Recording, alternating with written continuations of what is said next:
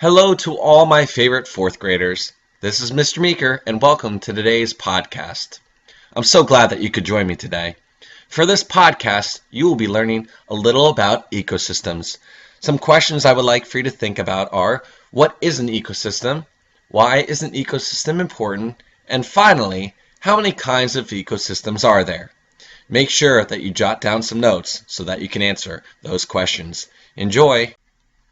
Hey boys and girls, this is Mr. Meeker here, and for tonight's assignment, what I want you to do is to check out a website called Study Jams, and this website is going to prepare you for tomorrow's lesson in class. So if you go to google.com, and in the search bar, you're going to type in Ecosystems, Study Jams, and mine's already come up here, so I'm going to click that. Okay.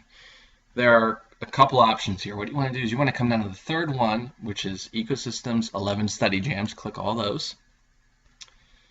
And which one I want you to focus in on more is the part down here where it says food chains and food webs. These two activities are going to prepare you tomorrow as we talk about how living things are connected.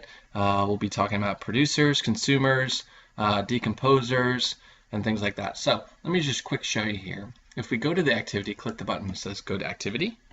Okay. And you can take some time. If you click this button here, it says play video. It's going to give you an interesting video that's fun to watch. You'll check that out at the end if you'd like. This will prepare you for tomorrow is the test yourself button. You click test yourself, and this will just give you some questions just to see how ready you are for tomorrow's lesson. Okay, so you guys can check out the food chains one, and if we go back, also check out the food webs videos as well. Okay, have fun.